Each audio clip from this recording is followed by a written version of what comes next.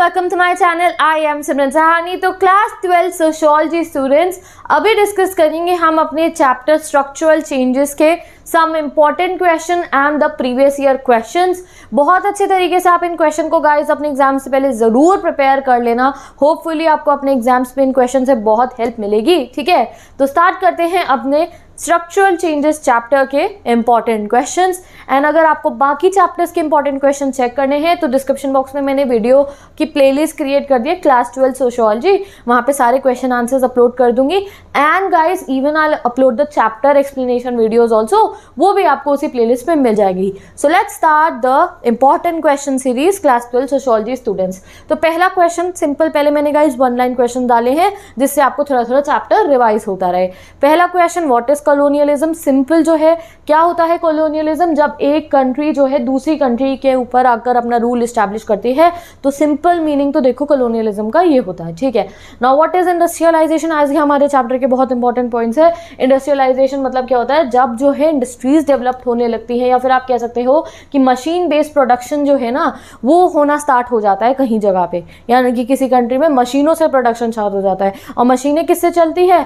मशीनें चलती हैं पावर से, जैसे कि इलेक्ट्रिसिटी हो गई, स्टीम हो गई। तो इसको कहते हैं इंडस्ट्रियलाइजेशन। जैसे कि जब मशीन की इमरजेंसी होती है, वो मशीनरी किससे चलती है? पावर से चलती है, इलेक्ट्रिसिटी से या स्टीम से। अब कैपिटलिज्म क्या होता है? गाइस पॉलिटिकल साइंस में पढ़ा है हमने बहुत बारी कैपिटलिज्म, एंड ऑफ बाइपोलैरिटी में, कोल्ड वॉर में। मुझे बता दो कमेंट सेक्शन में कैपिटलिज्म क्या होता है। ठीक है, how did colonial laws favour the owners and the managers of the tea industry. तो टी इंडस्ट्री के बारे में हमने पढ़ा था, तो ये बताओ कि कैसे वो उनको जो है कॉलोनियल लॉज उन्हें फेवर करते थे। तो हमने देखा तो कॉलोनियल लॉज ने बहुत ज़्यादा पावर दे दी ओनर्स को और मैनेजर्स को। ठीक है, और हार्श मेजर अपलोड करे लेबर्स के अगेंस्ट, तो उससे हमारे लेबर्स को बहुत ज़्यादा प्रॉब्लम हुई। तो वही आपको इस पर एक्सप्लेन करना है। ठीक है, next, from which state did the people move to Assam to work on tea plantation.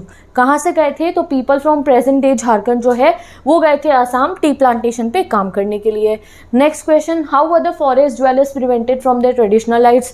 Forest dwellers के साथ क्या हुआ था? जो पेस्ट्रोलिस्ट थे या फॉरेस्ट ड्वेलर, आपको उनको फॉरेस्ट में एंट्री करने से मना कर दिया था। एंड ये तो गाइस उनका एक मतलब कि बेसिक राइट उनसे छिन गया। फॉरेस्ट ड्वेलर्स मैंने कि जंगल में रहने वाले, वो जंगल में ही रह के अपनी लाइवलीहुड करेक्ट करते थे, और वहीं जाके यानी कि उनके कैटल को रेयर कराना हो, या फ्रूट्स कलेक्ट करना हो, या फायरवुड लेने जाना हो, एवरीथिंग वॉज जंगल। ठीक है, उनके लिए तो जंगल सब कुछ था। ठीक है, वो उनका घर था एक तरीके से, और वही के दरवाजे वो बंद कर देते हैं। ठीक है, as manufacturing boomed in Britain, traditional exports of cotton and silk manufacture from India decline in the face of competition from which city. ये कह रहे हैं जब ब्रिटेन में मैन्युफैक्चरिंग इंक्रीज हुई तो वो कौन सी सिटी थी जिसने इंडिया को बहुत ज़्यादा कंपटीशन दिया? सिटी थी जिसने इंडिया को कंपटीशन दिया। कौन सी सिटी थी जिसकी वजह से इंडिया के एक्सपोर्ट्स डिक्लाइन हो गए, हमारे यहाँ से मैन्युफैक्चर सिल्क एंड कॉटन बाहर जानी कम हो गई?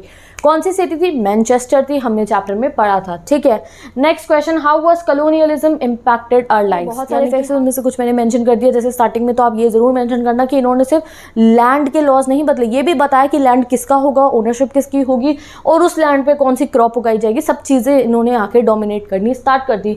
इन्होंने वेज ऑफ प्रोडक्शन उसको भी डोमिनेट करा। और जो कॉलोनियल रूल्स थे उन्होंने फॉरेस्ट एक्ट्स बनाए और हमारे फॉरेस्ट ड्वेलर्स के लिए फॉरेस्ट की बंद कर दिए। एंड कॉलोनियलिज्म की वजह से बहुत ज़्यादा क्या हुआ? मूवमेंट ऑफ पीपल हुआ। जैसे कि हमने एग्जाम्पल में पढ़ा कि झारखंड के लोगों को कहाँ ले जाया गया?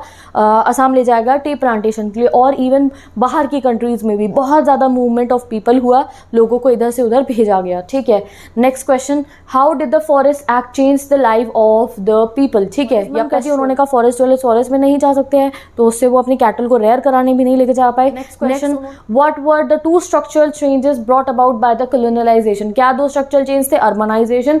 अर्बनाइजेशन मतलब जब लोग शहरों में जाकर रहना ज़्यादा शुरू कर देते हैं, जब शहर जो है रिप्लेस कर देते हैं विलेज को, यानी कि जब विलेज के लोग शहरों में जाकर रहना शुरू कर दे, ज़्यादा से ज़्यादा पॉपुलेशन हमारी शहरों में रहना शुरू हो, तो उसको कहते हैं हम अर्बनाइजेशन। इंडस्ट्रियलाइजेशन मतलब क्या होता है वो मैंने आपको बता दिया, जब मशीनरी वाला अभी आपको बताया था। Explain the impact of British industrialisation of Indian society. जब ब्रिटेन में इंडस्ट्रियलाइजेशन हुई तो उसका इंडिया पे क्या इफेक्ट पड़ा? तो अब गाइस इंडस्ट्रियलाइजेशन जैसे ही ब्रिटेन में आता है तो उससे हमारे इंडिया में तो डी इंडस्ट्रियलाइजेशन हो जाता है, क्योंकि हमें जो है क्या हुआ था, ब्रिटेन में इंडस्ट्रियलाइजेशन आया, वहाँ से हमें मैनचेस्टर से बहुत कॉम्पिटिशन फेस करना पड़ा।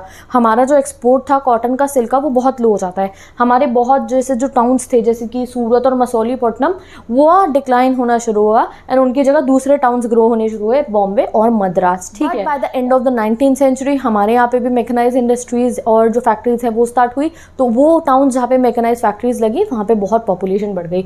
तो अगर हम इनिशियल इम्पैक्ट देखें ब्रिटेन के इंडस्ट्रियलाइजेशन का, ब्रिटेन में जो इंडस्ट्रियलाइजेशन हो उसका इनिशियल इम्पैक्ट देखें तो उसकी वजह से हमारे यहाँ पे ज़्यादा लोग एग्रीकल्चर में मूव कर गए थे। Next question, how did the deindustrialisation take place in colonial India? हमारे यहाँ डी इंडस्ट्रियलाइजेशन कैसे हुआ था दिल्ली? तो जैसे मैंने आपको बताया कि सूरत एंड जो हमारा मसौलीपट्टनम है वो दो अर्बन सेंटर्स वो डिक्लाइन हुए थे। तो decline of the old urban centre, manufacturing boomed in Britain, traditional exports of cotton and silk manufacturers fell down, हमारी कॉटन एंड सिल्क का एक्सपोर्ट कम हो गया।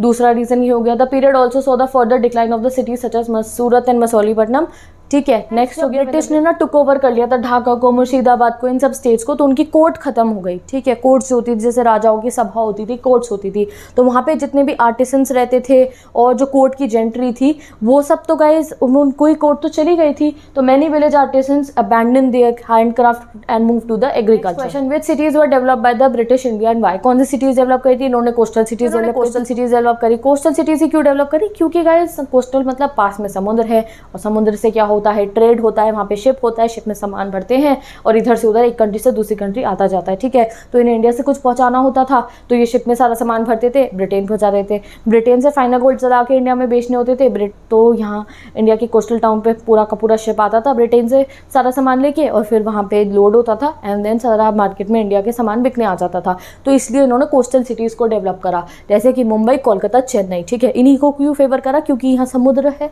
और वहाँ पे उसमें शिप चल सकते हैं, ठीक है। तो from here primary commodities could be easily exported and manufacture goods could be cheaply imported. तो तुम्हें मैंने हिंदी में बता दिया ना, क्या हमारे यहाँ से रॉ मटेरियल ले आते थे, कॉटन हमारे यहाँ से ले जाते थे और शर्ट बना के अपने यहाँ से ला के बेचते थे, ठीक है। अपने यहाँ तो फैक्ट्रियों में शर्ट बना रहे हैं, हमारे यहाँ की शर्ट महंगी होती थी क्योंकि वो हैंडमेड होती थी, समझ गए आप। खादी के कपड़े बन रहे थे हमारे यहाँ ये फैक्ट्री में बनी हुई जल्दी जल्दी बन जाती थी चीज़ें ला के बेच रहे थे। तो ये क्या करते थे, रॉ मटेरियल हमारे यहाँ से ले जाते थे, फाइनल गुड्स भेज रहे थे। सभी गुड्स के एक्सपोर्ट इंपोर्ट के लिए इन्होंने कोस्टल सिटीज डेवलप करी। Coastal cities are prime link between the economic centres and core in Britain. तो यानी कि हमारे यहाँ से ब्रिटेन का एक लिंक बन चुका था। एग्जाम्पल, कैलकाटा एक्सपोर्टेड, ठीक है, Madras send coffee, sugar and indigo dyes and cotton to Britain, ठीक है। तो ये एक बिल्कुल लिंक बन गया था। Next question, why coastal cities were favoured by the colonial rule? तो coastal cities were favoured because from here primary commodity could be easily exported and manufacture good could be cheaply imported, ठीक है।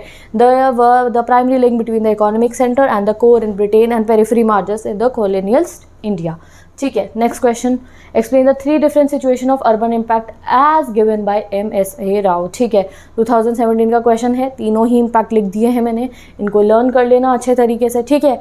With this move करते हैं, इनका screenshot ले लो, move करते हैं हम अपने सारे इम्पैक्ट मैंने लिख दिए हैं, इसका स्क्रीनशॉट ले लो, मूव करते हैं हम अपने इस वीडियो के लास्ट क्वेश्चन पे। वो क्या है, what is the difference between empire building during the pre capitalistic period and the capitalistic period? तो जैसे कि हमने चैप्टर में पढ़ा था कि प्री कैपिटलिस्टिक पीरियड में देखो गाइस क्या होता था कि लोग जब आके कंट्री को कॉन्कर करते थे तो वो बस जिस एरिया को उन्होंने कॉन्कर करा होता था वहाँ की जितनी भी इकोनॉमिक सरप्लस होता था, जो भी इकोनॉमी से जो प्रोड्यूस होता था उसको सारा का सारा लेके चले जाते थे। क्वेश्चन भी बहुत इंपॉर्टेंट है, प्री कैपिटलिस्ट कॉन्कर्स क्या करते थे, यहाँ गिवन है। एंड ब्रिटिश कॉलोनियलिज्म डिफरेंट क्यों था, यानी कि कैपिटलिस्टिक कॉलोनियलिज्म अगर आप कहो कैपिटलिस्टिक पीरियड का कॉलोनियलिज्म डिफरेंट क्यों था, क्योंकि इन्होंने क्या करा, सिर्फ प्रॉफिट ही नहीं लिया यहाँ से, आके बहुत सारे लॉस भी बनाया, बहुत सारे चेंजेस भी हमारे स्ट्रक्चर में लेकर आए थे, ठीक है। तभी हमारे चैप्टर में हमने क्या पढ़ा, नाम क्या है, स्ट्रक्चरल चेंजेस। तो ये ब्रिटिश पीरियड का हो गया कॉलोनियलिज्म एंड ये हो गया हमारा प्री कैपिटलिस्टिक कॉन्कर्स। दोनों को आप स्क्रीनशॉट ले लीजिए, रिवाइज कर लीजिए इस क्वेश्चन को, इंपॉर्टेंट है ये, ठीक है। और बाकी भी जो क्वेश्चन एग्जाम में आएंगे हेल्प करेगी आपके ये क्वेश्चन, आपको उन क्वेश्चन को सॉल्व करने में।